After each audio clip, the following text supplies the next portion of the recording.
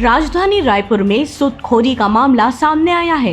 ये पूरा मामला डीडी नगर थाना क्षेत्र का है। मृतिका दुर्गाबाई साल 2021 में फांसी लगाकर आत्महत्या कर ली थी। मृतिका के पास से सुसाइड नोट भी मिला था, जिसकी जांच पुलिस कर रही थी, जिसमें पुलिस ने पाया कि शशि बोद्रा नामक व्यक्ति से लेन देन का मामला था। पुलिस ने जांच में पाया कि मृतिका दुर्गाबाई आरोपी शशि बोद्रा के सूदखोरी से परेशान थी।